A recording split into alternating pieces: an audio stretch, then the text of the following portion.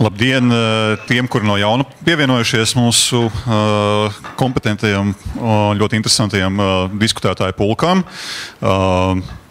Pēc otrās sarunas, kur patiešām visi iešūpojās tik labi, ka daži runātāji teica, ka nevajadzēja nemaz pauzi taisīt, vajadzēja vienkārši maukt uz priekšu un pēc tam ēst cepums. No vienas puses piekrīt, no otras droši vien jādod cilvēkiem iespēju nomazgāt rokas.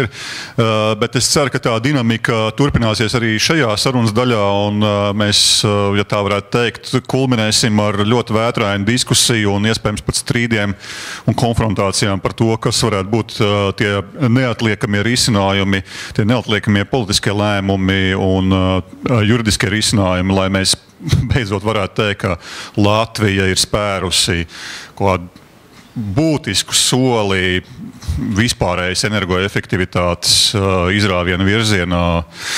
Skaidrs, ka tur valsts vien pati neko neizdarīs, taču valstī ir ļoti svarīga loma lēmumu pieņemšanā.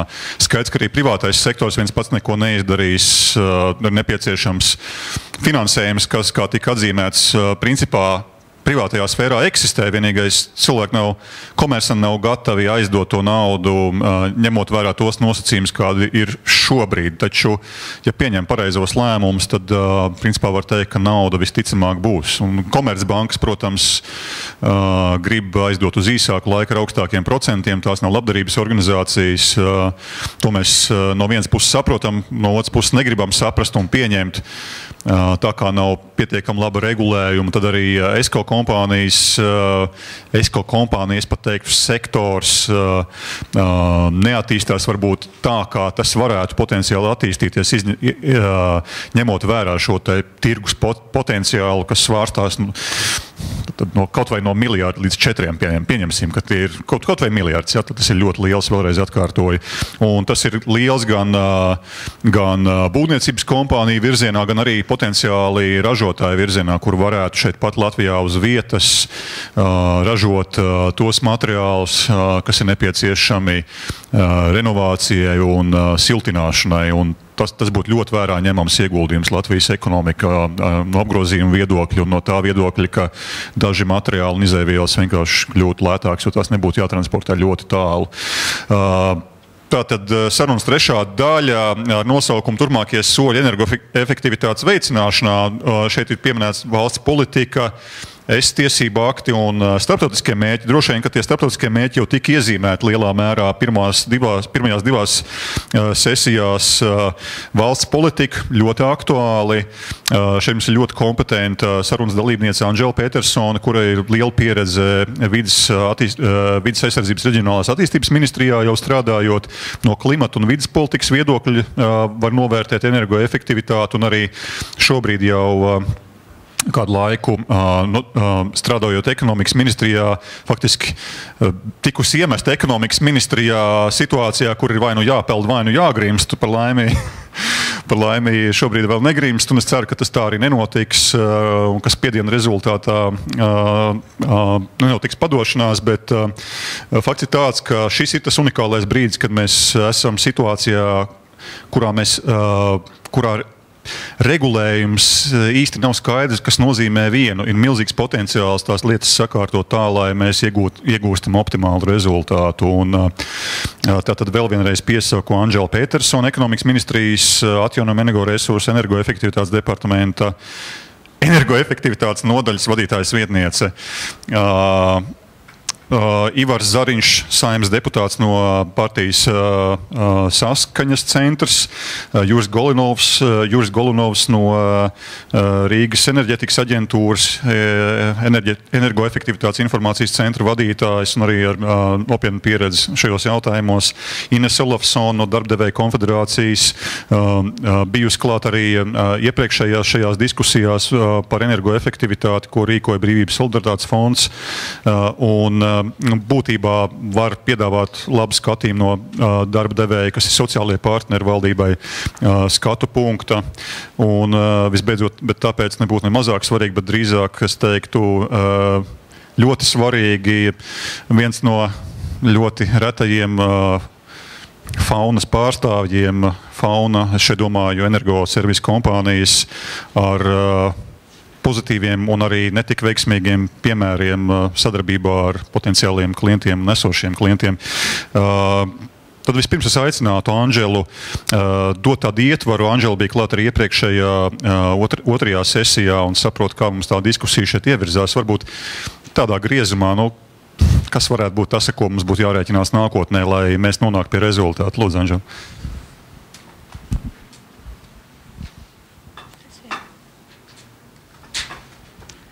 Paldies. Tā kā iepriekš bija runāts par Eiropas mērķiem un Eiropas skatījumu uz šo energoefektivitātes problēmu, tad es pie tā nekavēšos ilgi, bet tātad par Latviju. Tātad tas, ar ko tieši nodarbojas ekonomikas ministrija, ir energoefektivitātes direktīvas prasību ieviešana Latvijas normatīvajos aktos. Un, lai ieviestu direktīvu, ir jāsaprot, kas ir tās mērķis, jo to, kā ieviest prasību, mēs varam interpretēt, bet vienmēr mums ir jāpatur prātā, kas ir mērķis. Un man ir jāsaka tā, ka šīs direktīvas mērķis ļoti lielā mērā ir padarīt gala patērētāju efektīvāku ar mērķi, ka tas ir mazāk pakļauts dažādiem riskiem, ka viņa izmaksās enerģijai ir vienkārši mazāka daļa.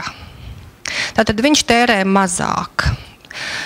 Tas nenozīmē, ka patērētājs zaudē komfortu vai ka, piemēram, valsts vai patērētājs atsevišķi absolūtos skaitļos, viņš būtu spiests vai viņam liktu tērēt mazāk enerģijas. Tas tiek runāts par to, ka enerģija ir jātaupa un jātērē gudri. Un tātad energoefektivitātes direktīvas mērķi tiek sadalīts starp dalībvalstīm ar tādu aprēķinu, ka kopā Eiropā tā palielinās uzlabojas par 20% pret 2008. gadu, ja nemaldos. Un direktīva ir diezgan radikāls dokuments. Man jāsaka, diezgan radikāls dokuments, ņemot vērā to, ka tas tika pieņemts Dānijas prezidentūras laikā, un Dānija jau ir ļoti radikāla valsts zaļās domāšanas un energoefektivitātes jomā.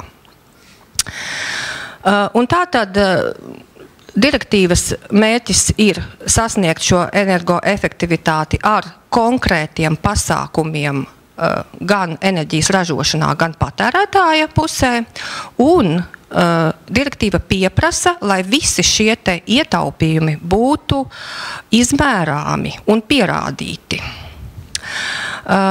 Ko tas nozīmē? Tas nozīmē, ka nevar vienkārši ņemt un teikt, lūk, paskatieties, Latvijas patēriņš enerģijas atskaites gadā bija tik liels, tagad nākošajā gadā, kad mums ir jāatskaitās, viņš ir tik liels, paskatieties, tas ir stipri samazinājies, mēs esam izdarījuši visu, ko mēs varējām. Šī gadījumā tiek uzskatīts, ka enerģijas ietaupījums ir tikai tas, kas ir noticis konkrētos pasākumos, kuros ir izmērāms pēc noteikts metodikas enerģijas ietaupījums. Un tas nozīmē, ka ir kaut kas jādara un jāpierāda. Ja mums krīzes dēļ vai kaut kādu citu iemeslu dēļ mums slēgsies rūpnīca vai mums samazināsies ēku skaits un būs kopumā mazāks enerģijas patēriņš ēkās, tik un tā Latvija nebūs izpildījusi savu saistošo mērķi. Tā. Kā tad mēs redzam šo te ietaupījumu? Tātad valstu mērķi, tās saistības, kas tām tiek noteiktas, tiek rēķinātas pret bāzes scenāriju. Tas nozīmē, ka ja Latvijā neko nedarītu no šī gada līdz 20. gadam bez tā, ko viņi dara jau tagad, tad būtu tas augstākais patēriņš, augstākā raustītā līnija. Ja Latvija ieviesīs papildus pasākumus, tas ir tas, ko Latvija ir apsolījusies darīt, Tātad patēriņš kritīsies, un patēriņš pieaugs lēnāk, pareizāk sakot tā, ja? Un tad tā ietaupītā daļa, laukums starp šīm līknēm, tad ir tas, kas ir mūsu pienākums. Pienākums ir indikatīvs un arī obligāts. Tātad primārās enerģijas ietaupījums ir, teiksim, kaut kas, uz ko mums ir jātiecas, bet kur mums nav juridisku saistību, bet gala patērētājos ietaupītā enerģija ir obligāts skaitlis, kurš ir notificēts, kurš ir piefiksēts, kuru nevar mainīt, un kura neizpildes gadījumā Latvijai draud sankcijas, tā skaitā arī finansiālas.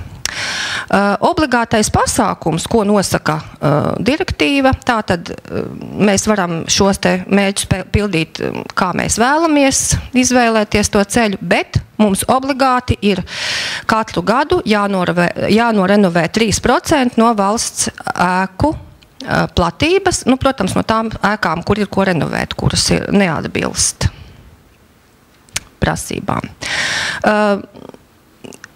Bija skaidrs, ka direktīvas saistība izpildi prasīs tiešām ļoti smagus politiskus lēmumus, jo šeit sastopas ļoti daudzas intereses. Šeit sastopas enerģijas piegādātāju kompāniju intereses, šeit būvnieku intereses, šeit sastopas iedzīvotāju daudzdzīvokļu māju intereses un daudz kas cits. Līdz ar to valdībai bija jāpieņem vismaz konceptuāls lēmums, kādā virzienā mēs ejam. Ko mēs darīsim un ar kādiem pasākumiem tad mēs sasniegsim to savas saistības, kuras mēs esam apņēmušies. Lūk, šis ir pirmais variants no valdības pieņemtās koncepcijas. Nē. Kur ir spīgulis? Šis. Jā. Tātad obligātais ir tas, kas ir ar sarkanu. Šī te summa ir tā, kas mums ir jāietaupa obligāti un tikai gala patērētājos. Un tātad uz to brīdi, kad koncepcija tika pieņemta, bija zināmi ar visu finansējumu, valsts jau bija ieplānojusi šādus pasākumus. Tātad renovēt valdības ēkas, renovēt pašvaldības ēkas, renovēt daudzdzīvokļu ēkas un sniegt atbalstu komersantiem, kam ir rūpniecības apstrādes uzņēmumu objekti, galvenokārt arī ēkas, bet varbūt arī vēl kaut kas klāt, tiem arī energoefektivitātes paaugstināšanai. Tad, kad mēs novērtējām, cik no tā visa var ietaupīt, izrādījās, ka tas ir ļoti maz. Un iemesls ir galvenokārt tas, ka Latvijā iepriekšējos periodos veiktie pasākumi ir bijuši diezgan dārgi. Un galvenokārt šie pasākumi bijuši dārgi tāpēc, ka viņi ir ne tikai siltuma taupīšanas pasākumi vai enerģijas taupīšanas pasākumi, bet ka tie ir arī sociāli pasākumi, kuros tiek renovēta ēka. Un tur ir daudz citu vajadzību, ne tikai tas, ka, teiksim, pasākumi, kuri visvairāk uzreiz ietaupa enerģiju. Tur ir daudz kas cits nāk līdzi. Tās ir izmaksas. Un tādā gadījumā, ja valsts pati ar savām iniciatīvām nespēja izpildīt mērķi, direktīva uzreiz paredz, ka tad ir jāievieš energoefektivitātes pienākumu schēma. Tas nozīmē, ka, ja valsts to nevar noorganizēt un apmaksāt, tad šis pienākums jāuzliek ir energoapgādes komersantiem. Un tas nozīmē, ka katram energoapgādes komersantam, kurš atbilst noteiktām prasībām, galvenokārt lielumam, tādā nozīmē, cik viņam ir klienti un cik viņš pārdod enerģijas, tad viņam ir uzlikts pienākums pašam iet pie gala patērētājiem, saviem vai citiem, tas nav svarīgi, un viņam ir jāpalīdz veikt gala patērētājam energoefektivitātes pasākumi. Un tad jāatskaitās valstī par to, cik enerģijas ir ietaupīts. Ja viņš to nedara, tad viņš var var iemaksāt valstī naudā, un valsts viņa vietā izdara šos pasākums. Ja viņš arī to nedara, tad viņš maksā sodu, kas ir daudz lielāks par šo iemaksu. Tāda ir šī schēma. Nu, un, protams, ka pašlaik mēs esam tajā stadijā, kad notiek ļoti plašas diskusijas par to ar komersantiem, kurš, cik, ko varētu darīt, bet principā arī ar komersantiem ir panākta vienošanās. Mēs redzam, ka komersanti nesaka, ka viņi to nedarīs, bet viņi vēlas tiešām konstruktīvi saprast tieši, ko viņi varētu darīt un cik tas maksātu. Tātad, kādas ir vēl citas šīs direktīvas prasības? Tātad ir obligātais mērķis, par ko es runāju.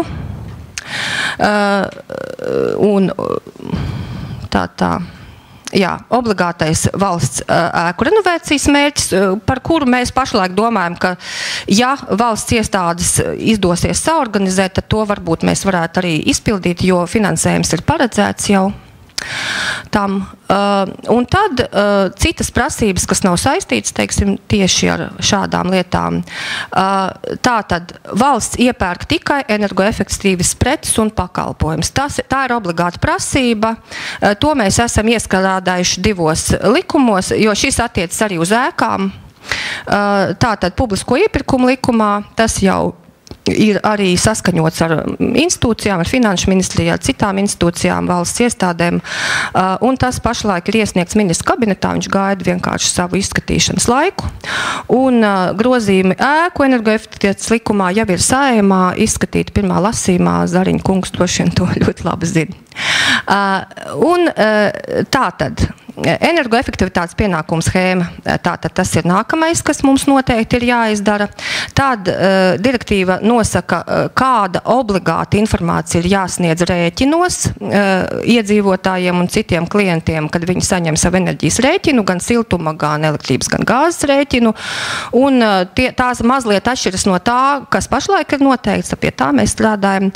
Un vēl viena ļoti svarīga prasība ir tā, ka lielajiem uzņēmumiem, nevis rūpnīcām, bet vispār jebkuram lielam uzņēmumam, piemēram, veikalu tīklam, ir jāveic obligāts energoaudits līdz 15. gada beigām.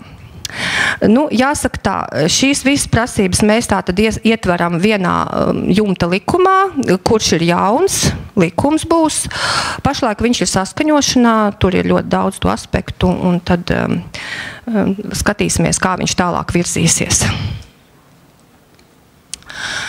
Kas tad ir lielākie izaicinājumi? Jāsaka tā, izaicinājumi ir gan mums kā ierēdņiem, kā valsti pārstāvošiem Eiropas komisijā, gan arī tīri politiķiem, politisko lēmumu pieņēmējiem. Šeit ir ļoti daudz izaicinājumu. Skaidrs, ka šī direktīva nav formāli pārņemama. Tiešām, ja ieviešam šīs prasības pēc būtības, ir daudz izmaiņu salīdzinoši ar to, kā ir tagad. Un tās mūsu ierēdņu grūtības ir tās, ka ziņošanas apjoms ir ļoti liels, ļoti detalizēts, ļoti daudz jāziņo. Nevar paziņot jebko. Ir jābūt apakšā metodikai, katram ciparam, ko mēs aprēķinam, ko mēs paziņojam. Tad likumdošanas apjoms, pat cik direktīva ir ļoti daudzveidīga. Tur ir gan par elektrisko tīklu, pieslēgumiem, koģenerāciju, centralizēto siltumapgādi, lieliem maziem uzņēmumiem vispārējo. Tātad mēs esam pašlaik identificējuši, ka ir 8 likumi un ap 20 ministru kabineta noteikumi, kas būtu jāgroza vai jāizdod par jaunu. Tātad obligātie mērķi ir liels izaicinājums, tāpēc, ka tiešām tie ir juridiski saistoši.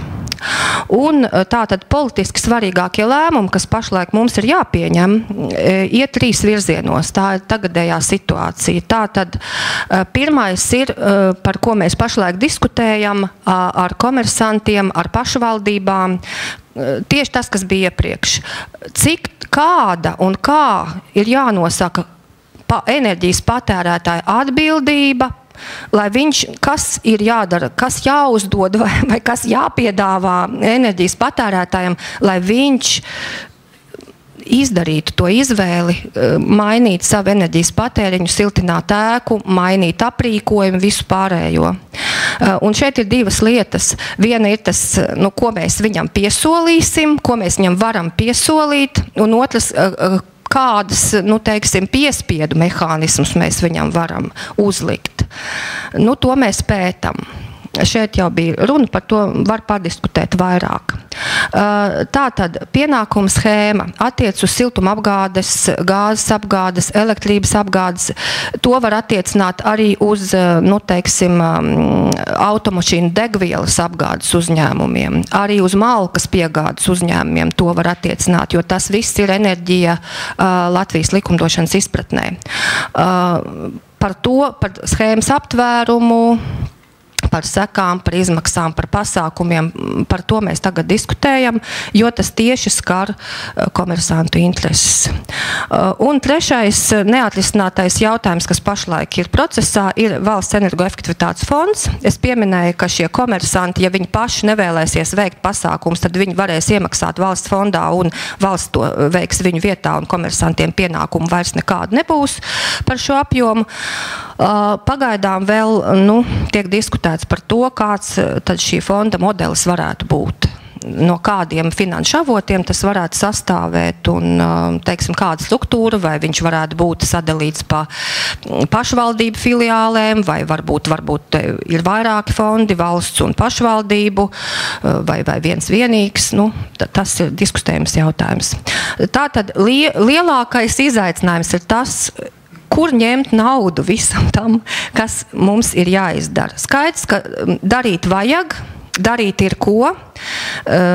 Tas, ko mēs bijām novērtējuši, ja visu šo enerģiju, kas mums ir jāietaupa, mēs ietaupīsim tikai ēkās, kas ir dārgākais pasākums, tad tas varētu izmaksāt ap 2 miljardiem eiro. Bet skaidrs, ka tas nav viss potenciāls, tas ir tikai tik daudz, cik mums vajag mērķi izpildēji. Un skaidrs, ka tas ir viss dārgākais variants. Skaidrs, ka Latvijā ļoti daudz citu iespēju ietaupīt. Un, tas izaicinājums ir, ka skaidrs, ka valsts to nevar apmaksāt, ka ir jāizveido mehānismi, lai piesaistītu privāto finansējumu. Un, protams, ka šeit diskutētais ESCO modelis ir ļoti progresīvs un ļoti jēdzīgs modelis. Ir tikai jautājums, cik daudz valsts var palīdzēt tam, lai iedzīvotāji sāktu uzticēties, vai vienmēr sakot, pārvarēt šīs barjeras. Šeit vienkārši zināšanai tās summas, kas ir paredzētas Eiropas Savienības fondos nākamajam periodam energoefektivitātei. Tāds viņš bija. Es domāju, ka viņš īpaši nemainīsies. Jā, tas ir tieši Latvijā jau Nacionāla attīstības plānā ietverts un ar Eiropas komisiju vienošanās vismaz par summām un par programmām ir panākta, par tiem mehānismiem tad iet runa. Ko mēs vēl esam izdarījuši vai taisamies tuvākā laikā darīt, tātad mēs esam publicējuši savā mājaslapā energoefektivitātes pasākumu katalogu. Tas nozīmē, ka komersanti vai jebkurš, kurš veic šos pasākumus, varētu paskatīties, kādas ir atsaucas vērtības, teiksim, atsevišķi pasākumus, es nezinu, lampiņu nomaina no tādas uz tādu vai sūkņu nomaina no tādas uz tādu, cik tad tur var ietaupīt enerģijas. Jo tā doma ir tāda, ka jūs, protams, varat par katru sūkni atskaitīties, bet jūs varat vienkārši paņemt Latvijai apstiprināto vērtību un pateikt, jā, es nomainīju sūkni, reku tik, man vieglāk tas ir. Ja? Tad mēs esam pastrādājuši drusku pie ieteikumiem pašvaldību energoplānošanai, jo to arī nosaka direktīva. Tad tas, ko mēs esam ietvēruši virs minimālajām direktīvas prasībām, ir tas, ka pēc likuma mēs ceram, ka lielajās pilsētās, lielajās pašvaldībās būs obligāti jāievieš energopārvaldība.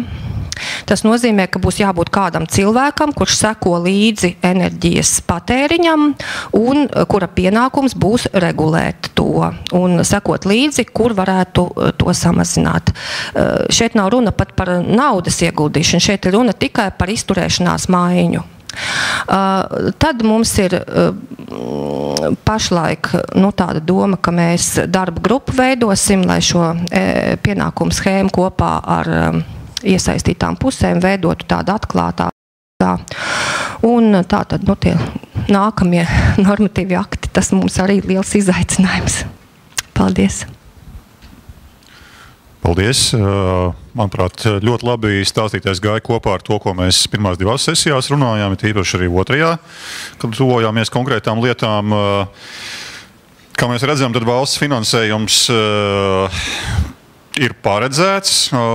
Jautājums ir, vai tur arī šim valsts finansējumam notiks kāda sapārošana ar, piemēram, potenciālo komersantu līdzfinansējumu, vai tas varētu būt kombinējams, šis finansējums varētu būt kombinējams ar kaut ko, tas nav valsts, tas ir Eiropas Savienības finansējums, vai tas tiktu kombinēts arī, piemēram, caur privātās publiskās partnerības principiem. Vai tas nav tā paredzēts? Es atvainojos, ja es kaut ko maldīgus pieņēmumus izsaku. Jā, mans tiešais pienākums nav izstrādāt šos finanšu mehānismus, tāpēc varbūt es nezinu pašu pēdējo situāciju. Ir tā, cik es zinu, komersantiem paredzētais Eirofondu finansējums, tas ir rūpniecības ēkām. Vispār sākotnēji bija paredzēts kā aizdevums. Un pārējais, valsts ēkām laikam tas nebūs. Šis modelis, bet mājokļiem tiek apsvērta iespēja, vai tas varētu būt aizdevums, galvenokārt aizdevums ar grantu elementu. Bet viņu kombinēt, es nezinu, es domāju, ka tur nav pagaidām nekādu tādu nosacījumu, pagaidām nav runāt, ka viņi nevarētu kombinēt.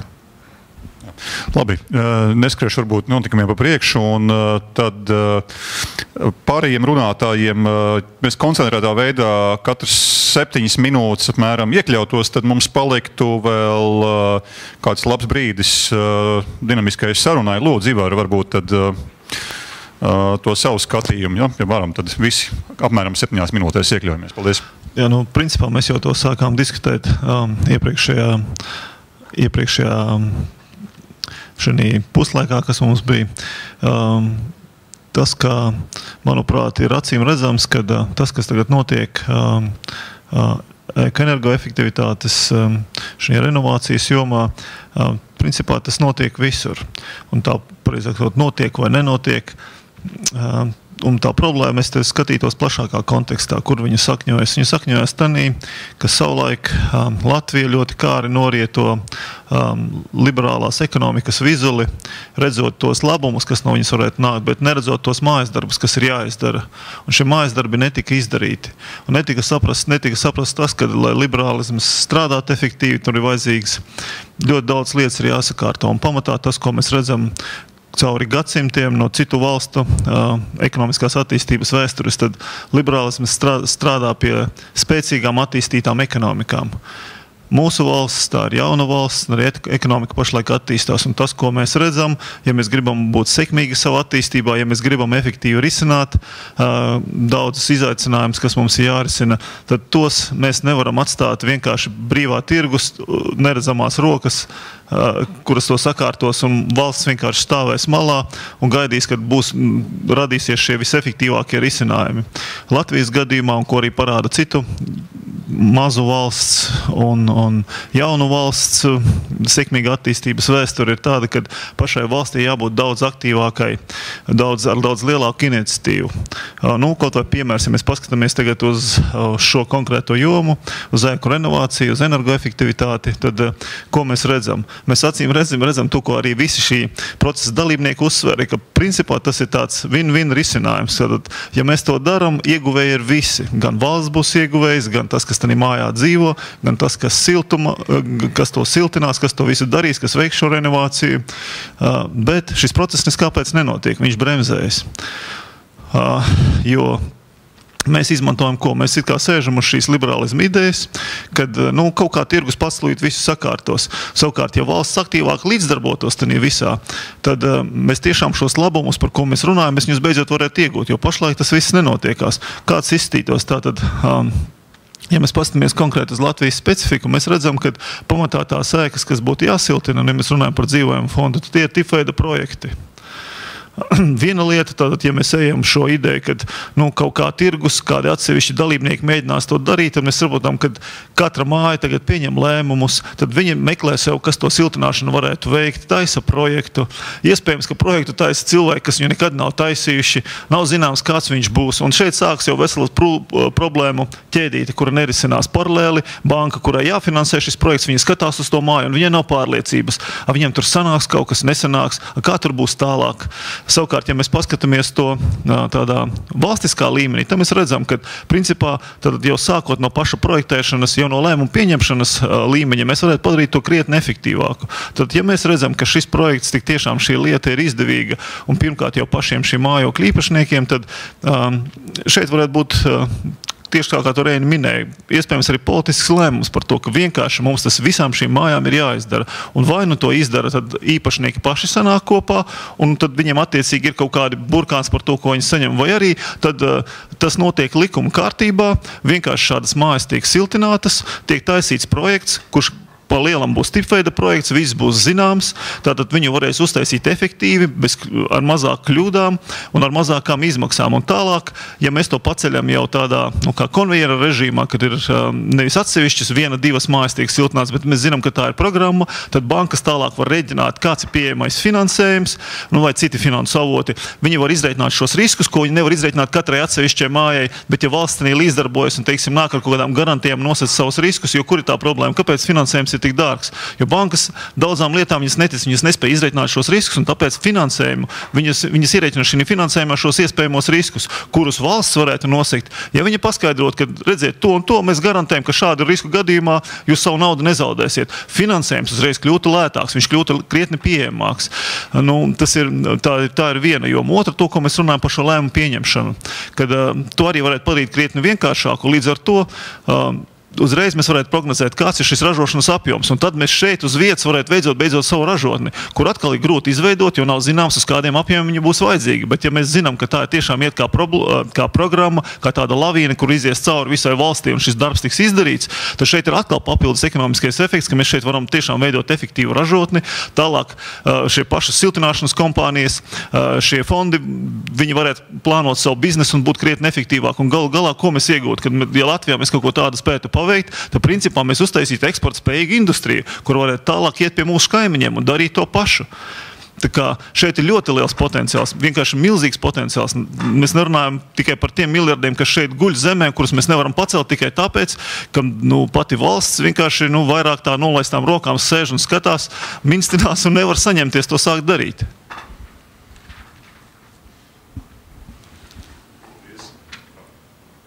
Paldies, Ivar.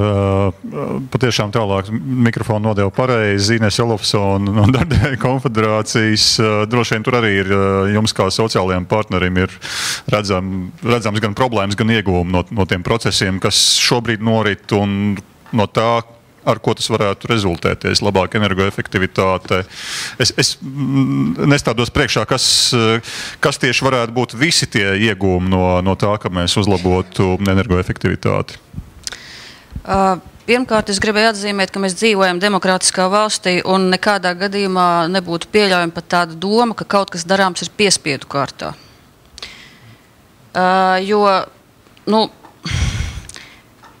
Ja mēs sāksim piespiest kādu darīt pretī viņa mērķiem, interesēm un tā tālāk, es domāju, tas nebūtu labs piemērs vispār, kā Latvija strādā. Tātad sāksim ar to, ka iniciatīva nāk no Eiropas Savienības un Latvijas valdība ir apņēmusies sasniegt noteiktus rādītājus, un tā ir Latvijas valdība, kura šo te apņemšanos jārealizē ir faktiski ekonomikas ministrijai. Un tas nozīmē, ka ekonomikas ministrijai ir šie mērķi saistoši un viņai šī lieta ir jānorganizē. Un jānorganizē tā, lai visas iesaistītās puses sasniegtu savus mērķus savukārt. Tas ir gan pašvaldības pašas, gan būvuzņēmumi, gan apsaimniekotāji, gan finansējuma nodrošinātāji, gan iedzīvotāji, gan enerģijas piegādātāji un ražotāji, respektīvi visas ieinteresētās puses un visas puses, kas ir iesaistītas šajā procesā. Katrai viņai ir savi mērķi un katrai savas vēlmes. Un šīs vēlmes visas ir jāsalāgo. Un lai to visu varētu izdarīt un lai varētu saprast, kurā tātad katra iesaistītai pusē, kādas ir viņu vēlmes un mērķi, šī visa schēma ir jāsaliek vienu vietu kopā. Un tad ir jāaicina katra iesaistītā puse uz pārunām, un tur arī būs redzams gan problēmas, gan mērķi, gan viss, kas ar šo jautājumu ir saistīts. Un tad ir jāstrādā atsevišķi ar konkrēto grupu, lai katra konkrētā grupa sasniegtu savus mērķus. Ir skaidrs, ka būs pretrunas starp vienas grupas interesēm un otras grupas interesēm, bet šīs intereses tieši tādēļ ekonomikas ministrija ir vadošā organizācija, kurai tas viss ir jāsalāgo. Jo bizness pats par sevi vēlas iegūt peļņu, savukārt valstī ir jānodrošina savu mērķi. Un ja mēs gribēsim piespiedu kārtā biznesu piespiest darīt kaut ko pret viņu mērķiem, tad tur nekas nesanāks. Tāpat ar iedzīvotājiem. Ja iedzīvotāju mērķis ir saņemt mazākus rēķinus, ne tikai samazināt energoenerģijas patēriņu, bet vai siltumu patēriņu. Tātad jautājums ir no divām pusēm. Lai rēķins būtu mazāks, ir gan apjoms, ko iedzīvotājs patērē, gan arī tarifs. Ja mēs samazināsim apjomu, jāskatās, kas notiks ar tarifu, jo tīkli ir jāuztur. Samazinoties patēriņam, tīkla izmaksas nemainīsies. Tas nozīmē, ka pieaugs tarifs. Ir noteikti jāizvērtē, kura ir tie lūzuma punkti, cik daudz samazinot patēriņu, lai būtiski nepieaugtu tarifi. Tas nozīmē, ka, piemēram, Jūrmalas pilsētā būs pilnīgi cita situācija nekā Rīgā, jo Jūrmalas pilsēta ir izstiepta kā gara dese. Līdz ar to ekonomikas ministrijai būtu jāsadarbojas ar pašvaldībām un jāskatās, kurās pašvaldībās tiešām ir ekonomiski to darīt, visu šo procesu, un kurās varbūt nevisai ekonomiski.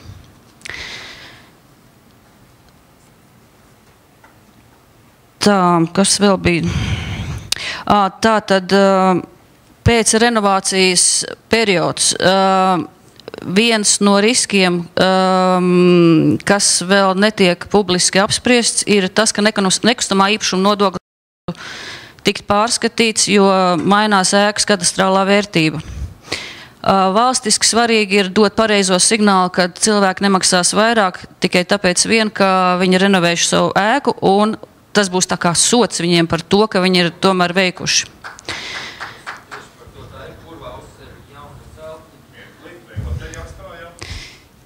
Tā.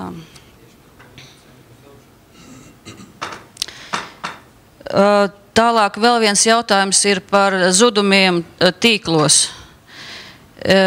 Ir ļoti dažādas pašvaldības, kur tie zudumi ir ļoti dažādi. Ir pašvaldības, kur ir ap 13% un ir pašvaldības, kur 30%. Jūs stādieties priekšā 30% zudumu tīklos. Un tad kuram ir par to jāmaksā? Iedzīvotāji var samaksāt par savu ēku renovāciju milzīgas summas un beigās visi zudumi tīklos. Respektīvi, problēma ir ļoti daudz, un ekonomikas ministrijai būtu jābūt vadošajai, lai visas šīs problēmas apzinātu, lai izrunātu ar visām iesaistītajām pusēm, lai apzinātu tiešām katras puses mērķus un katras puses izdevīgumu, un tikai tad ķeramies klāt pie darba. Paldies!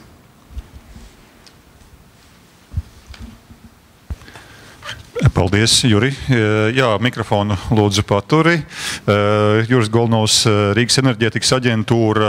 Zinu, ka Rīgas enerģētikas aģentūra jau diezgan jau ilgi, diezgan varētu pat teikt daudzus gadus mēģina iekustināt šos procesus Rīgā, kurā koncentrējas aptuveni puse no Latvijas dzīvojamā fonda. Man liekas, ka es nekļūdos. Tā bija apmēram puse no Latvijas dzīvojamā fonda ir Rīgā, droši vien arī ar aglomerāciju, varbūt pat vairāk. taču tās lietas tur īsti nekustās, vai kas tur īsti ir par problēmu? Vai pašvaldība, kura it kā ir liela un stipra pašvaldība, varētu kaut ko vairāk, vai tas ir tā regulējuma problēma, vai tas, ka nav saprotams lomas, vai vienkārši nevar iekustināt to interesi no iedzīvotāju puses? Varbūt, ka tu domāji citā griezumā to savu intervenciju taisīt, bet lūdzu, mums priekš 7 minūtes. Jā, nu, es domāju, tomēr es sākšu no tā, ka ar apgalvojumu, ka lietas kustās. Un kustās tādējādi ciparos, tas ir izsakāms, ir tādā laikā, kopš mēs darbojamies, un tas ir 7 gadi, ir 10-kāršojies to māju skaits, kas ir renovēts, bet tas tā šauri pa mājām. Rīgā bija zemākais siltumenerģijas tarifs un relatīvi augstākie iedzīvotāji ienākumi. Skaidrs, ka tas nemotivēja viņus kaut ko mainīt. Treškārt, lielākās mājas ir Rīgā. Es vēl apskatījos, tiešām liels skaits māju, kuru platība liederīgā ir virs 10 000 kvadrātmetru. Un, teiksim, rekords ir 18 kāpņu telpas 9 stāvu mājā. Ja, tā ir pilsēta Ozolu ciemā. Un, viņiem savā starpā ir neiespējami sasveicināties, nu, tad līdz ar to arī vienošanās ir apgrūtināta. Bet nav jau attaisnojumi īpaši jāmeklē.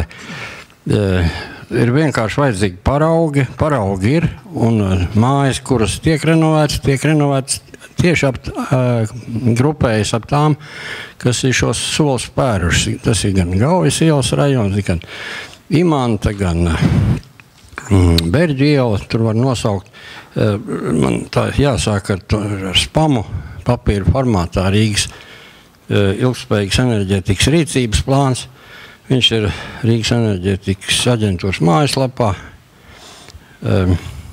Un tur ir, es tikai dažas lapas atvērumus, jo es varbūt atbildot uz Reiņa jautājumu, es tomēr gribētu arī mazliet pie tās mūsu diskusijas tēmas pāriet. Te ir tātad noanalizēts Rīgas māju patēriņi, kopējais patēriņš apkurei un siltumenerģijas patēriņš apkurei un karstam ūdenim. Un mēs redzam, ka sarkanā līnija renovēto ēku vidējais patēriņš, tas ir tieši puse vidējais ietaupījums kompleksa renovētām mājām. Un ir puse, tas ir 100 kWh karstam ūdenim, un apkurei ir renovētās mājās, iespējams vēl zemāks līmenis sasniegt. Ko es gribu teikt uz šo grafiku rādot? Ka es īsti nepiekrītu varbūt man kaimiņu teicieniem, ka ne viss ir brīvprātīgi atstājams. Šīs mājas ir tomēr jāpiespiež, jo tās mājas tiek nodzīvotas.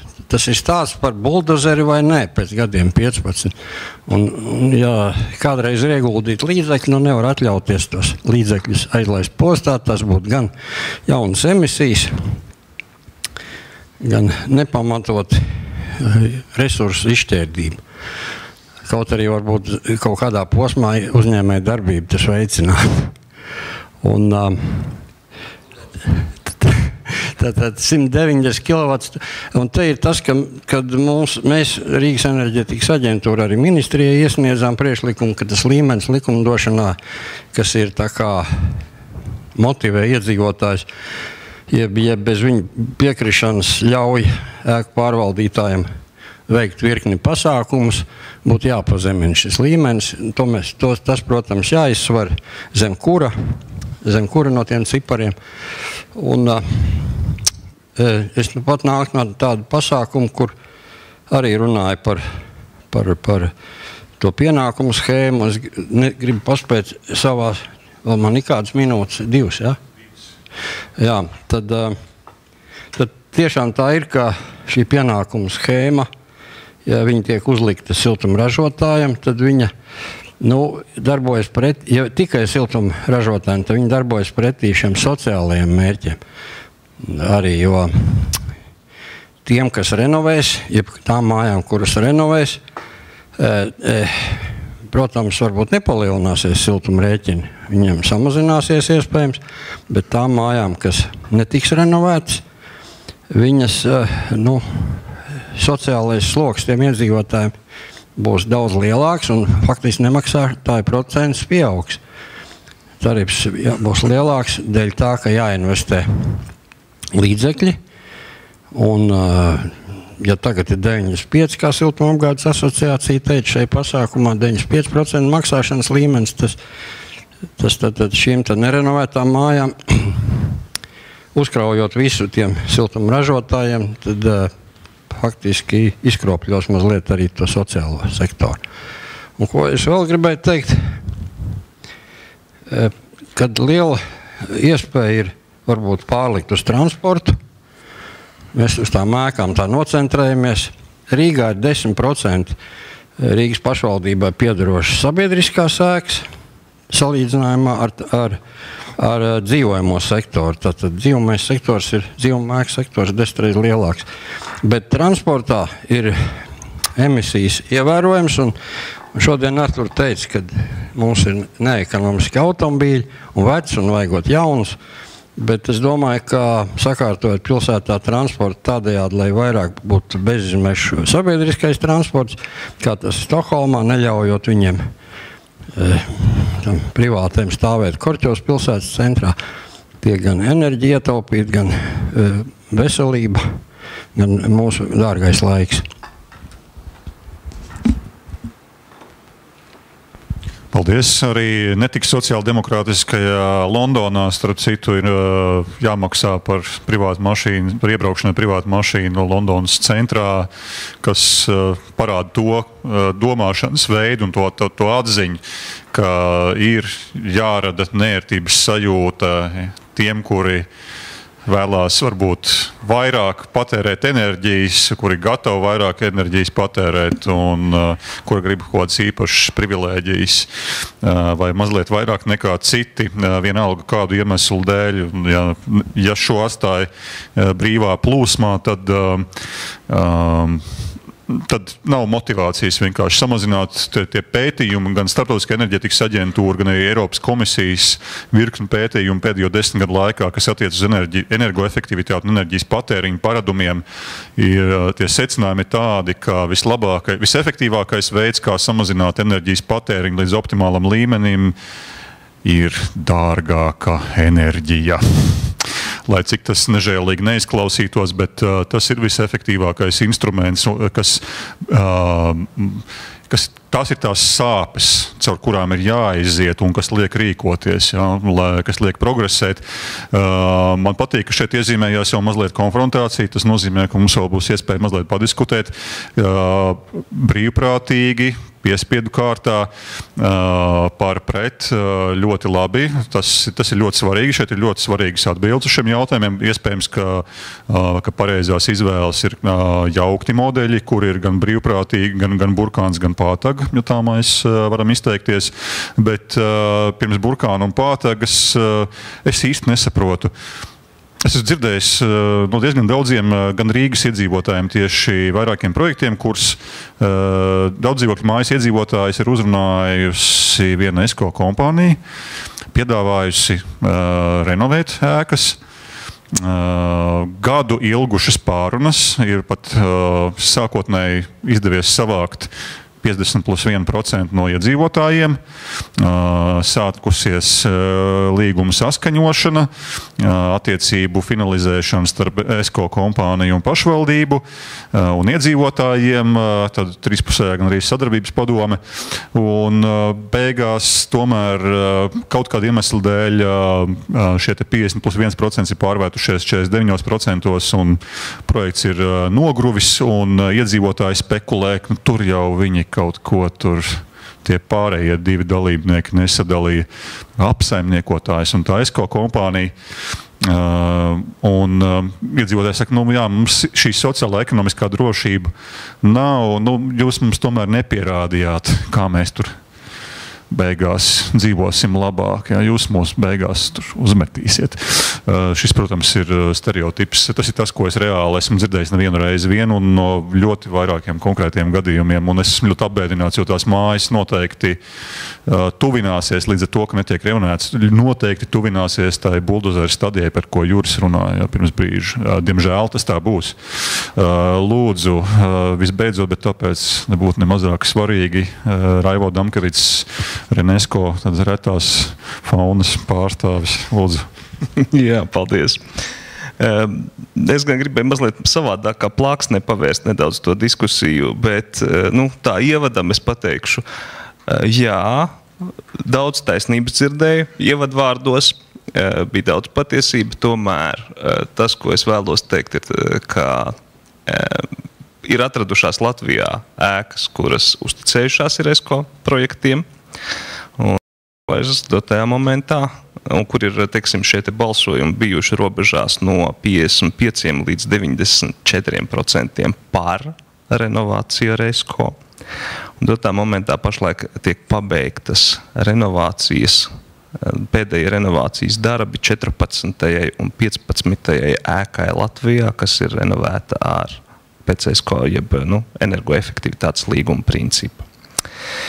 Bet runājot par mūsu savstarpējo diskusiju, es nezinu, vai es ieviesīšu trešo viedokli vai kaut kādu savādāku viedokli šajā, teiksim, nelielā konfrontācijā par to, vai piespiedu kārtā vai kā saka, pierunājot cilvēkus vajadzētu ēkas renovēt. Pirmkārt, es gribētu izteikt līdzjūtību ekonomikas ministrijai. Man liekas, ka viņiem vajadzētu trīskāršot savu štātu, lai viņi apgūtu visu to, teiksim, normatīvu un plānošanas dokumentu paketi, kas ir paredzēti šajā, kā sacīt, jāsaka, nākamajā plānošanas periodā, lai izpildītu to, kas ir energoefektivitātes mērķos. Jo, kāpēc es tā saku, tad, ka es nevaru runāt par to globālo skatījumu, kas ir ekonomikas ministrijai, es varu runāt par šo šauro nozaru ēku energoefektivitāti, daudz dzīvokļu ēku energoefektivitāti, un tur arī vēl ir ļoti daudz ko darīt. Un kas ir mans jautājums vairāk auditorijai, ir tāds, vai jūs esat domājuši, kam ir nepieciešams skolas? Skolotājiem vai tomēr skolniekiem? Universitātes, es domāju, ka ir, teiksim, viņas apkalpo studentus, nevis studenti apkalpo universitātes.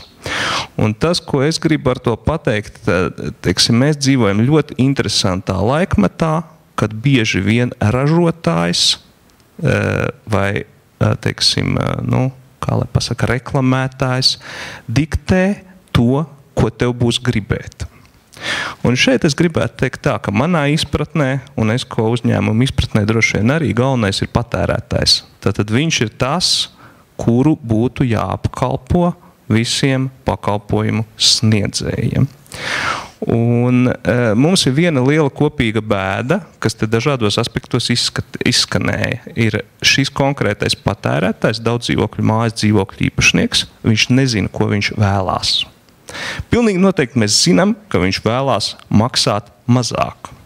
Un ja var, tad tūlīt, sākot no šīs sekundes. To mēs visi zinām, bet to mēs visi paši arī vēlamies. Bet viņš nezina to, ka viņš grib arī, lai viņa māja nākotnē nesabrūk, tātad, lai viņai neiestājās tie 15 gadi, ko Golunovkungs minēja. Un viņš, diemžēl, vismaz mūsu pieredze rāda, ka viņš nezina, ka viņš arī nākotnē grib maksāt mazāk. Nevis tajā, rītdienā. Principā mūsu pieredze rāda, ka cilvēks domā perspektīvā 1 līdz 2 gadi. 3., 4. gads, tas jau ir tālu nākotnē, kur vispār neviens neinteresējās par to. Un šeit ir divas lietas, kas ir manā skatījumā, ar ko var tiešām strādāt. Tas ir patērētāji, viens var piespiest, tas ir rupjais variants, otrs variants viņu var izglītot. Viņam var pastāstīt, ka jā, klausies, bet ja tu ieguldīsi to naudiņu tagad, vai, teiksim, tu ļausi kādam citam to ieguldīt tagad, tad nākotnē tev tas rezultēsies ar, ja ne mazāku patēriņu, tev vismaz, teiksim, netik lieliem izdevumiem. Tas ir viena lieta. Otra lieta ir tā, ka mūsu pieredze rāda, ka vismaz tās ēkas, kuras mēs esam apsekojuši mūsu renovāciju laikā, rāda, ka ēkai ir 40–60% konstrukciju nolietojumi raksturīgi. Ja? Tad tas sasaucās ar to, ko Golunovkungs teica, ka 15–20 gadi un tām ēkām būs nopietnas problēmas. Vai nu viņš būs nedzīvojams, vai ļoti dārgi renovējams. Un ko es gribu uzsvērt un kas netika izskanējis, energoefektivitāte šajā gadījumā ir nevis pašmērķis, bet instruments, kā jūs varat ēkas saglābt. Tā ir ārkārtīgi daudz skaisti papildus efekti, ka tas rada darba vietas, tas nodrošina, teiksim, ekonomisko patstāvību, enerģētisko neatkarību, teiksim, neliederīgus patēriņus samazina, sakārto vizuālu vidi un tam līdzīgas lietas. Ja? Bet primārais, teiksim tā, mēs energoefektivitāti uztveram kā instrumentu, kā saglābt ēkas. Citādi mums pēc tiem gadiem būs nopietnas sociālas problēmas. Principā te izskanēja arī no ministrijas puses, ka lai visas Latvijas ēkas, daudzdzīvokļu ēkas renovētu, ir tāda aprēķina, ka tas cipars svārstās no 2 līdz 3 miljardiem eiro. Un kas man bija ļoti patīkami, ka Petersons kundze pilnīgi pareizi pateica, mums jārēķinās ar to, ka šādas naudas valstī vai pašvaldībai nebūs, ko ieguldīt nākamajos gados ēku renovācijā. Jo valsts budžets, es nezinu, jūs mani varat palabot, ir 7 miljardi vai kaut kas apmēram uz to pusi vai 8 miljardi. Kā lūdzu? 7,1 miljards eiro. Ja? Tad jūs saprotiet, ka mēs nevaram pusi valsts budžeta ieguldīt. Ne valsts, ne pašvaldība nevar pusi valsts budžeta ieguldīt ēku renovācijā. Un manā skatījumā ir jādara 3 lietas. Pirmkārt, ir tiešām jānosaka mājokļu politika. Tas, ka valstī ir ārkārtīgi prioritāri sakārtot mājokļus un jāuzģenerē atbilstoši normatīvi akti. Tā skaitā par lēmumu pieņemšanu daudzdzīvokļu mājās, ko Dobeļkungs minēja, tā skaitā par šo energoefektivitātē burkānu un pātagas principu un tam līdzīgi. Otra lieta ir jāpaver ceļš biznesam, lai mēs ēku renovācijas varētu multiplicēt kā lāzerdiska matricu. Ja? Tātad kādreiz sākumos lāzerdiska matrica maksāja ārkārtīgi dārgi. Kaut kur, teiksim, starptautiska cena bija $20-40 vai kaut kas tam līdzīgs. Tagad jūs varat pa 10, teiksim, centiem viņu nopirkt. Un pēc tam, kad šis darbs ir padarīts, tad var tālāk domāt, kā vēl vairāk atvieglot ceļu šai ēku renovācijai. Tas ir reklāma, auditorijas uzrunāšana un, starp citu, kas šeit neizskanēja. Apmēram, cik, ja nemaldos, 38% Rīgas iedzīvotāji ir citvalodieši. Ja? Tad krievu valodu un citās valodās runājošie. Cik tālu es esmu dzirdējis, te praktiski ziņas par ēku renovāciju, veiksmes stāsti, veiksmes piemēri krievu valodā, diemžēl, neparādās. Praktiski tajā krievu valodā runājošā presē, medijos, tas ir ļoti mazs procents. Jā, teiksim, valsts politika un tā, tas parādās latviešu valodā ļoti daudz, bet lēmumu pieņēmēji bieži vien saprot daļēji šo informāciju. Un tad ir runa par pārējām lietām, ko var atvieglot, kas šeit jau izskanēja standartizēta ēku renovācijas projekti, kaut kāda optimizēta projektu administrēšana un galvenais renovācijas, teiksim, finansēšanas un administrēšanas ilglaicība. Tas nozīmē, ka sākot no, piemēram, rītdienas, uz nākamajiem 10-15 gadiem jūs zinat, ja jūs esat mājas iedzīvotājs, jūs zinat, kur pie kādām institūcijām jāiet, lai savu māju, piemēram, parīt sāktu renovēt. Pašlaik, teiksim tā,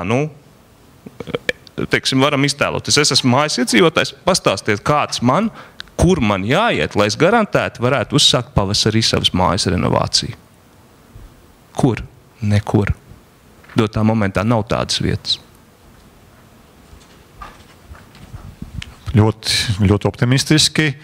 Tas nozīmē, ka mēs varam neiet nekur un netērēt savu naudu un neapgrūtināt sevi ar nevajadzīgiem lēmumiem, kas radīs mums tikai šķietums ieguvumus un patiesībā beigās mēs pa visu pārmaksāsim, mūs uzmetīs. Es mēģināju tā daļēji kā joku, daļēji nē, bet tas ir līdzīgi kā ar elektrības tirgu, ka var stāstīt ļoti daudz, bet vienalga tās aizdomas saglabāsies. Šeit paldies tad visiem līdz šim runātājiem. Ļoti labi esam iekļāvušies. Tas nozīmē, ka mums vēl ir apmēram 17 minūtes diskusijai, ja vēlamies pabeigt tā, kā esam plānojuši un solījuši pabeigt. Es manīju jau vairākas tādas mēģinājumus intensīvi iejaukties sarunā no klausītāja puses. Šeit bija īpaši vētraina reakcija uz nekustamā īpašuma pieminēšanu, nodokļa pieminēšanu. Tas ir ļoti interesants, ļoti svarīgs aspekts starp citu, un viens no ieteikumiem un potenciālajiem risinājumiem vai stimuliem ieguldījumiem energoefektivitātei varētu būt atlaides nekustamā īpašuma nodoklim tajos gadījumos, kad jā, tam ir sasaist ar kadastrālo vērtību, bet manā skatījumā arī šis ir viens no jautājumiem, kas ir tehnisks jautājums, ko ir iespējams atrisināt. Mirklītī šādi tas nenotiks. Tūlīt tiks iedots mikrofons, stādamies priekšā vārds uz vārds. Jā, Elko fonds. Mēs vairāk nevis nodarbojamies ar siltināšanu un tādām lietām, bet vairāk ar IT risinājumiem. Un es gribēju teikt to, ka jā, ar to nekustamā īpašumu ir diezgan vienkārši. Tu purvā uzcēli māju, un tev jau nepasaka paldies, tev uzliek kadastra nodokli ar vien augstāku. Ja tā ir mārupe vai kaut kur vienalga, kurā purvā tu uzcels, tev būs augsts nodoklis. Un šeit es arī piekrītu tam, ka jebkura, es neatceros pašā sākumā minēju tas, ka to cilvēku, lai motivētu pieslēgties tai programmai, siltināšanai un kas tur energoefektivitātei, tad beigās uzdāvina virtuvi. Tad šeit ir jādara tā, ka tam cilvēkam, kurš ir renovējis to māju, viņš ir izdarījis to līdz gandrīz nokļuvis līdz nullei, viņam vajag motivāciju. Un tātad motivāciju varbūt nevar iedot valsts, bet pagasts, fondi, ir daudz iespējas, ko iedot tam cilvēkam, lai viņš varētu būt motivēts to darīt. Jo uz doto brīdi es zinu daudz cilvēkus, kas liek saules baterijas, tur ventilatorus, bet viņi jau liek tikai tāpēc, ka laikam viņi kaut kādīgi tiek motivēti. Jo reāli finansiāli jau tas nav izdevīgi. Jā, tie ir interesanti vērojumi. Kas nav bez pamata. Tāpat kā koģenerācijas stacijas. Valsts piemaksā par to. Jā, neapšaubām. Es zinu, ka, piemēram, tajā pašā Lielbritānijā, no kurienes mums ir vismaz viena viešņa šodien, ir izplatīts dažādas programmas, tā skaitā būtisks līdzfinansējums energoefektivitātes pasākumu īstenošanai, mājsaimniecībās arī dažādi pasākumi, ko angliski sauc par nudging, ja nemaldos. Am I right? It's called nudging, right? You have different incentives. Tas nozīmē, ka ir dažādas tehnoloģiskās ierīces, elektroniskas, kas reālā laikā dažādos formātos parāda, bezmaz vizualizē to, cik enerģijas jūs patērējat, ieslēdzot vai izslēdzot kādu no jūsu ierīcēm un kāds tas reālais enerģijas patēriņš. Tās ir tādas, vai teiksim, sāk skaļi pīkstēt, kad jūs pārsniedzat būtiski kaut kādu enerģijas patēriņu robežu, ko jūs pats varat uzstādīt savā mājsaimniecībā. Tas viss prasa, protams, ieguldījums un atbalsts, piemēram, šādiem risinājumiem, kas motivē lietotāju sekot līdz savam enerģijas patēriņam. Tas arī ir viens no veidiem. Protams, nekustamā īpašuma nodoklis, es nezinu, varbūt Ines Olafsona varētu to savu skatījumu mazliet vēl pakomentēt. Es redzēju, ka jūs reaģējāt. Varbūt, ka es tā patvaļīgi tad iedomājos, ka jums ir ko teikt, bet lūdzu. Iepriekšējā reizē, kad mēs par šo jautājumu runājām, Rīgas doma teica, ka esot, viņu iniciatīva esot samazināt un iedot kaut kādas atlaides, bet tā bija Rīgas pilsēta. Jau no janvāra spēkā. Jā, bet tā ir tikai Rīgas pilsēta, un tas nav, kā saka, tā, visā valstī pieņemta laba praksa. Un ja cilvēkam būs zināms iepriekš jau, ka būs jāmaksā vairāk tikai tāpēc, ka viņš ir kaut ko ieguldījis, es domāju, ka viņš netieksies pēc tā, lai ieguldītu.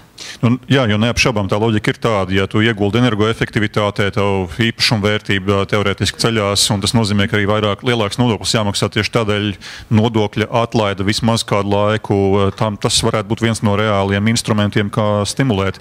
Un pēc tam Ivars Zariņš, ja? Lūdzu, Juri Bikasta. Es pavasarī ieraudzīju SLV portālā pirmo dzīvokli, kas no renovētas mājas bija izlikts. Un tas bija Terēzes ielā māja, un cena bija divkārtīga kā vidējā cena Rīgā, ja tajā rajonā. Tad stāsts par to, kad iegūst paliekošu vērtību priekš dzīvokļa īpašnieka, tā renovācija. Un jautājums, es domāju, ir šeit par to dzīvokļa īpašnieku informētību, jeb inovāciju, marketings par inovācijām. Mēs zinām, ka ir process. Jābūt piemēriem, jābūt skaļai reklāmai, un tā lieta vajadzētu aiziet. Un piespiedu pasākumiem, kas izraisa sāpes. Jā, kā reiz, kāda ir realitāte? Tad realitāte ir tāda, ka mēs pamatā ļoti daudz lietas darām piespiedu kārtībā. Piemēram, tagad beigsies konference šī, mēs brauksim uz mājām. Visi piespiedu kārtībā ievēros ceļu satiksmes noteikumus. Ko es ar to gribu teikt? Šeit varbūt nevajag to saprast absolutizētā varianta, kā tas ir kaut kāds neizbēgams ļaunums, kurš tagad tiks uzliks kādam uz pleciem. Nē, tieši otrādi. Šī kaut kāda kārtība, kuru tiek piedāvāts visiem ievērot, tiek darīt nevis, lai cilvēkus ierobežot savās iespējās, bet tieši otrādi, lai viņi iespējas padarīt plašākas, lai viņi vairāk būtu ieguvēji. Kaut vai šis piemērs par satiksmes drošību, ja mēs neievērosim šo satiksmes noteikumus, tad mēs vispār nekur nevarēsim aizbraukt, un visi būs nelaimīgi. Tāpatās, ja mēs runājam par šo ēku siltināšanu, es izēju tīri no praktiskās situācijas, par cik ar šiem jautājumiem daudz gadus esmu strādājis, un kāpēc arī runāju par to, ka šeit vajadzētu paredzēt šādu iespēju. Tad, protams, paliek ar izvēles iespēju. Un tam pareizi vajadzētu darboties tā, ja iedzīvotāji paši, un šeit mēs runājam par patērētājiem, nevis par pakalpojumu sniedzējiem. Šeit es biju domājis tieši patērētājs vairāk. Tad šie mājas iedzīvotāji, ja viņi var vienoties un iet uz priekšu, tad viņiem ir viens burkānu komplekts, ko viņi saņem. Ja viņi to nevar izdarīt, tad to dara kāds cits, viņiem par to nekāda soda nav. Viņiem no tā situācijas sliktāka nepaliek. Jūs gribējāt tā dzīvot, jūs arī turpiniet dzīvot. Vienkārši tie burkāni tiek sadalīti uz kaut kādu laiku starp citiem, starp tiem, teiksim, fondiem, kas to visu īstenos, kas to darīs. Un tādā veidā mēs iegūstam šo situāciju, ka cilvēks, kurš nav gatavs pieņemt šo lēmumu, viņš it kā neko nav zaudējis. Vienkārši viņš neiegūst tos labumus, ko viņš varētu iegūt, ja viņš rīkotos aktīvi. Un es domāju, ka tas ir samērojami un tas ir pareizi un pamatoti. Kāpēc? Tāpēc, ka reāli pat šī gadījumā, ja viņš neko neizdarīs, viņš tomēr būs ieguvējs vai ieguvēji būs visi pārējie, jo šeit jau mēs runājam par šo mēroga efektu. Ja mēs to varam palaist kā tādu lavīnu, mēs iegūstam šeit šo mēroga efektu, kas padara šo procesu krietni efektīvāku un krietni lētāku. To, ko es reāli redzu, kāpēc arī runāju par šādu mehānismu, jo novērtēsim reāli tomēr mūsu valsts pārvaldes iespējas. Es neticu, ka ekonomikas ministrija būs spējīga pati tikt ar to visu galā. Dievs dot viņiem paspēt izdarīt to, kas viņiem jāizdara pirmkārt. Tas ir politikas izstrāde, šī likumdošanas aktu sagatavošana un varbūt arī pastrādāt ar kaut kādu instrumentu klāstu, ko viņi varētu piedāvāt. Ja viņi tiks ar to galā, tas jau būs ļoti daudz. Pārējo es domāju, ka būtu pareizi pārdalīt tādā veidā, kā es to piedāvāju. Tīri skatoties no šīs praktiskā aspekta. Kaut vai, kā mēs redzam, ja nav šīs sistēmiskās pieejas, jau kāda problēma veidojas. Viņa šeit jau pieskārās. Par cik mums nav politikas joprojām enerģētikā, nav pareizas stratēģijas, tad kas notiek? Mēs esam miljonus un turpinam miljonus ieguldīt tam, kad veidojam jaunas siltuma ražošanas jaudas. Tagad, kad mēs nosiltināsim ēkas, šīs jaudas, viņas kļūs krietni lietāk pret patēriņu, viņas būs šeit disbalanss parādīsies. Kurš novedīs pie tā, ka siltums kļūs dārgāks, lai cik tas paradoksāli neskanētu. Tad šis tarifs neizbēgami augs. Kā viens no piemēriem. Ja? Tāpēc šeit ir ļoti svarīgs tomēr šis skatīties sistēmiski, un to nevar izdarīt atsevišķi indivīds no savas interešu loka. Tas arī ir valsts pārvaldes būtība. Kāpēc viņa vispār ir vajadzīga? Un attiecībā uz individu tas kaut kur var izskatīties kā piespiedu mehānisms, bet reāli šis individs no tā būs ieguvējs un ļoti liels ieguvējs. Lūdzu, jā, komentārs un tad pēc kāds došu. Mazu repliku attiecībā uz ceļu satiksmes noteikumiem un vispār likumiem.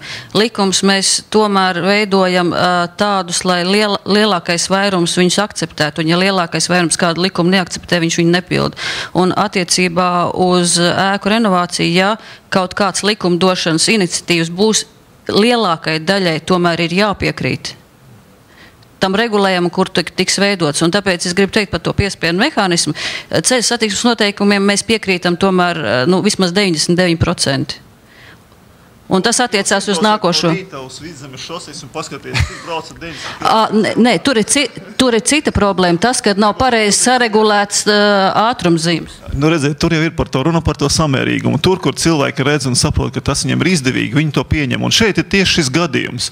Šīs mehānisms ļaus, to, ko mēs uzskatām, tie, kas šī lieta orientējas, viņi redz, cik liels iegūms tas ir gan lietotājiem, gan valstī kopumā. Un mēs varam par šiem efektiem atkal turpināt un runāt. Ja? Un te ir runa par to, ka palīdzēt ātrāk to īstenot, lai tas sāk darboties.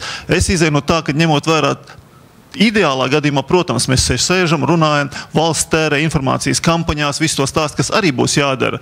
Bet, lai mēs panāktu to pašu efektu, te būs jāizpērē milzīgi apjomi, milzīgs laika resursi. Un es baidos, ka mēs pie tā nenonāksim, ņemot vērā, ka valstī vienkārši tam nebūs ne naudas, ne resursu, ne cilvēku. Es domāju, Mirklīte, Anžela, šeit bija jau zālē Māra vispirms, jā, tad Mirklīte. Man vienkārši liekas ļoti īpatnējs šobrīd tas kā tā saruna virzās, jo tā pamata premisa šobrīd ir tāda, ka, pēc kurš jūs visi tā runājat, ir, ka cilvēki negrib renovēt mājas, un tad ko mēs darām, vai mēs viņam kaut ko vairāk dodam, vai mēs viņam kaut ko ņemam nost. Bet man grūti teikt, vai tas ir fakts, vai tā ir šobrīd tāda apstiprināta lieta, jo tas iespējas, kas man šobrīd ir radies, ka ļoti daudz cilvēku nemaz nezin par tādu iespēju. Nav tā, ka viņi apzināti neizmanto tās iespējas, kas tiek dotas, bet viņiem nav nejausmas, ka tādas eksistē, viņas ir grūti pieejams, nav mehānismu, kuros to viegli izdarīt. Un tāpēc, visa šī saruna, man liekas, vienkārši, es nezinu, cik viņi ir atbilstoši situācijai, jo tas, ka vispār, piemēram, valstīs, kurās šāda regulējuma ir, noteikti tie nākošie soļi ir tieši tādi, lai paaugstinātu energoefektivitāti, bet tieši Latvijā šī brīdī, vai mums ir jādomā šādā veidā, es īsti nezinu. Jā, šeit bija jau un divi nākamie runātāji. Jā, īsam komentāram. Mums ir apmēram 6 minūtes. Lūdzu, kungam šeit priekšā.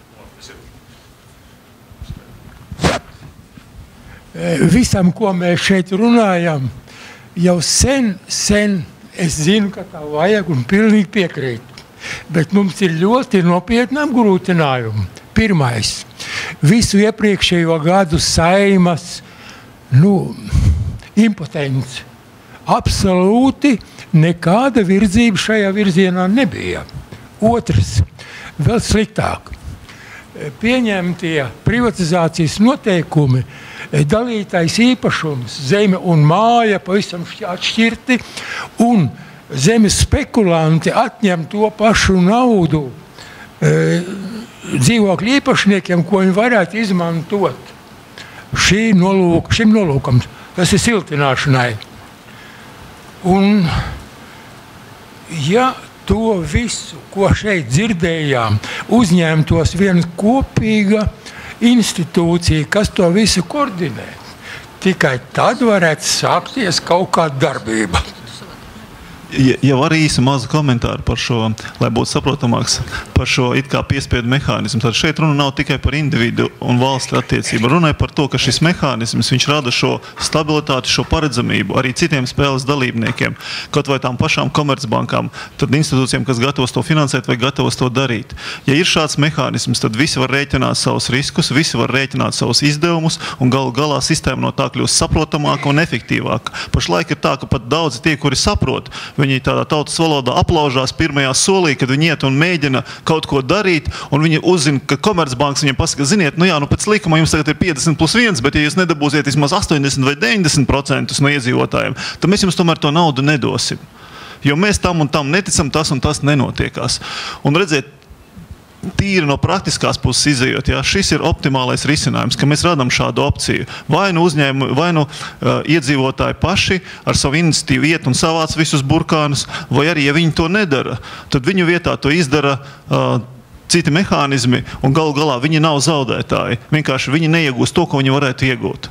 bet iegūst citi, pateicoties tam, kad ir šī sistēmas stabilitāte, ir šis sistēmiskais skatījums, mēroga efekts un ilgtermiņa stabilitāte. Par Komercbankām runājot, pavisam īsi piebildu no manas puses. Protams, arī ESCO kompānijas nav bezizmēra, un ja vien tur nav izveidot speciāli fondi, kur pietiekami nopietni finanses resursi saplūst, tad apgrozāmie līdzekļi ar nevienai kompānijai nav bezizmēra, līdz ar to viņi nevar īstenot neierobežot projektu skaitu. Neapšaubām tas nozīmē, ka viena kompānija varēs īstenot tikai ļoti ierobežotu projektu skaitu vienlaicīgi, jo vienkārši Komercbankas no šo naudu neaizdos. Jā, un tiklīdz šī ir kā stabila sistēma, tā uzreiz nākušajā solī šeit nauda vienkārši plūst iekšā. Un te vienkārši šeit nebūs finansējuma problēmas tam, ja uzreiz šī sistēma būs paredzama, riski izrēķināmi un skaidrs šis mēroga efekts. Labi, Erikai. Erika, please.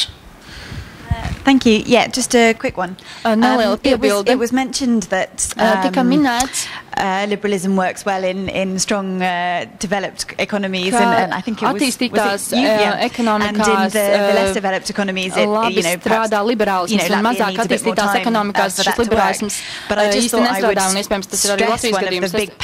Es vēlos norādīt uz šo paradoksu par energoefektivitāti, ka tas notiks pats par sevi, jo tas ir tik ļoti loģiski. Tomēr es nezinu nevienu vietu pasaulē, kur tas notiktu pats par sevi, jo nu dien visās Eiropas Savienības valstīs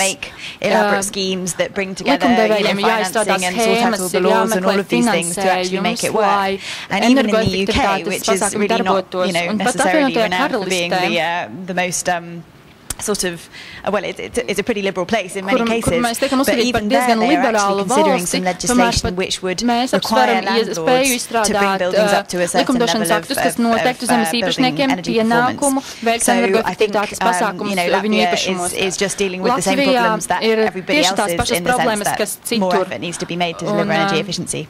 Un arī saistībā ar energoefektivitāti. One of the reasons Paldies, viens no iemesliem, kādēļ tiek pieņemta energoefektivitātes direktīva, bija tas, ko jūs tikko minējāt. Pieņemšana ir rezultāts tam, ka pat vecās, tā saucamās vecās Eiropas Savienības dalībvalstis, kuras ir ļoti nopietnas ekonomikas, ieskaitot Vāciju, starp citu, ieskaitot Lielbritāniju, Franciju, Itāliju, ļoti švaki sabiedrība, pat industrija īstenoja pasākumus, kas ļautu ietaupīt enerģiju, un tas Eiropas komisija vienkārši pieņēma šo politisko lēmumu un rīkojās un nāca klajā ar priekšlikumu, kas bija ļoti, ļoti sāpīgs. Un ja mēs skatāmies, kas bija šīs energoefektivitātes direktīvas sākotnējā versijā, kas tika piedāvāts dalību valstīm apspriešanai, ja tās versija būtu bijusi pieņemta, tad mēs vispār to vien darītu, kā raudātu par to, ka kā mēs tiksim galā šo situāciju, kā mēs izpildīsim savas saistības, jo soda naudas saistības būtu lielākas un arī sankcijas attiecīgi būtu daudz sāpīgākas. Līdz ar to var teikt, ka šī politika, ko īsteno Eiropas komisija, Eiropas Savienība, faktiski ir reakcija uz to, ka ir pārāk maz iniciatīvu bijusi un vēlēšanās no dalību valstu puses īstenot pasākumus, kas ļautu samazināt enerģijas patēriņu. Šajā brīdī man būtu jāsaka stop, bet es došu vēl 3 teikumiem, nepaplašinātiem teikumiem Atim Leņam, kurš šeit ir klāt arī parlamenta deputāts, un pēc tam burtiski daži vārdi no manas puses vēl kopsavilkot visu diskusiju. Jā, es domāju par to, ka par to paaugstināto nodokli mājām, kas ir renovēts, ir dažādas pašvaldības. Ir, kur nepaukstina nodokļi, un ir tādas, kur paaugstina. Ja? Un tas ir vienkārši. Mēs Saeimē pieņemam lēmumu, ka vienotu sistēmu ieviešam Latvijā. Tas ir mūsu varā, un to mēs arī varam izdarīt. Bet es tā īsti arī nesapratu vienu lietu, kā bija, kaut kas teicis, ka cilvēki nezin, kur iet, jūs to teicat, jā? Bet, ja es dzīvotu Mārupē, es tu dzīvoju Mārupē, es aizietu uz Mārupas domu un es uzzinātu, vai ne? Un es tur dabūtu visu informāciju, tā nav, vai pie Rīgas dzīvot Cēres ielās, iet pie Rīgas domas un uzzināt. Bet kā tas ir? Jums ir kāds 40 mājas, jā? Jūs taču strādājat. Nu, kā jūs atradat klientus? Nevar būt tik briesmīgi grūti. Es vairāk dotā momentā vairāk vēlējos vērst uzmanību uz faktu. Tātad mums iepriekšējā plānošanas periodā bija daudz dzīvokļu ēku renovācijas programma, kur bija Eiropas Savienības finansējums pieejams ēku dzīvokļu īpašniekiem. Dotajā momentā mums nekādas programmas nav. Mums nav, tātad, un tas, ko es saku, lai cilvēkiem tas, teiksim, lai tas darbotos kumulatīvais efekts, kā, teiksim, kaimiņš norenovēja ēku, viņam bija labi. Es tagad varētu norenovēt ēku, vienkārši balstoties uz kaimiņu pieredzes, man arī būtu labi, un pēc tam varbūt mikrorajons norenovētos. Ja? Ir nepieciešama šī te programmas un finansējuma nepārtrauktība. Dotajā momentā mums ir radusies situācija, ka Latvijā nav pieejama programma veselu gadu. Tātad nav risinājuma daudz dzīvokļu ēku renovācija. Tiek pabeigta tā astīte, kas ir bijusi pagājušā plānošanas perioda programma, un veselu gadu praktiski cilvēki var uzskatīt, ka var aizmirst par jaunām iniciatīvām ēku renovācijai. Es aicinu likumdevēju plānot ne tikai 7 gadu Eiropas Savienības plānošanas periodu ietvaros, bet nākamos 15 gadus uz priekšu, lai es, mans kaimiņš un mana kaimiņa kaimiņš, ja viņš sagrib renovēt ēku, zinu, kur vajag iet. Tātad dotā momentā es varu pateikt tā, es gribu renovēt savu daudz dzīvokļu māju, man iet nav kur. Tādēļ, ka nav pieejams finansējums, izņemot, varbūt atsevišķu komercbanku, teiksim, finansējums bez granta sadaļas, kas ir, teiksim, vidējs mājas renovācija 200–300 tūkstoši eiro plus 4–5–6–7% gadā, kas principā, tad tas neatmaksājas, es jums pasaku uzreiz par tādu. Un nav arī, teiksim, tāda reāla koordinējoša institūcija, kas varētu man palīdzēt. Es varu, kā saka, aiziet uz Rīgas domi, būvvaldi, pajautāt, kas man jādara. Viņi pateiks, jums jāizstrādā vienkārši tās renovācijas apliecinājuma karti, jūs varat palīdzēt, neiet pie komersantiem. Pie kuriem nezinām. Jā, paldies. Šajā brīdī es tomēr neatļaušos vairāk aizkavēt grafiku, jo cilvēki rēķinājušies, ka 3 šī diskusija beigsies. Manuprāt, diezgan daudz vielas pārdomām visiem dalībniekiem, ir tīpaši tiem, kam ir jāattīsta tālāk lēmumi, kas varētu pēc tam iegūt jau saistošu formu, izejot cauri ministru kabinetam un parlamentam. Tā kā mums šodien klāt bija vismaz 3 parlamentārieši, gan no pozīcijas, gan no opozīcijas. Es ceru, ka tās lietas, kas tika izrunāts, radīs arī kaut kādu konstruktīvu turpinājumu gan ministru kabinetā, jo šeit bija klāt, un paldies ekonomikas ministrijas pārstāvēm 2 deputātiem, paldies visiem runātājiem, arī viešņām no klimata fonda un es atvainojos, es vienmēr aizmirstu, no Eiropas progresīvo pētījumu fonda, tad Foundation for European Progressive Studies. Paldies rīkotājiem Brīvības un Solidaritātes fondām par šo diskusiju ciklu un arī par šodienas diskusiju. Sākums bija tāds mazliet lēns un mēs bijām varbūt mazliet iemiguši, bet beigas bija patiešām ar labu uzrāvienu, labu pātrinājumu. Mēs redzam, ka, lai arī mēs daudzi nākam kopā un tiekamies jau neskuro reizi, ir ļoti nopietnas grūtības tomēr nonākt pie vairākuma, pie tāda viedokļa, ko atbalstītu visi, jo ir acīm redzot jautājumi, kur vēl līdz galam nav izdiskutēti. Lai arī tie patiešām iespējams ir tikai tehniski jautājumi. Mēs zinām, nauda ir tur ārā. Vienkārši ir jāpieņem lēmumi, bet kā to izdarīt tā, lai tie apmierinātu iespējami vairāk no iesaistītajiem, tā ir laikam vesela šaha partija, kas mums ir jāizspēlē. Ko es vēl gribēju teikt? Šīs diskusijas ieraksts, es ceru, es nesamelošos, būs pieejams arī internetu mājaslapā bsflatvija.lv.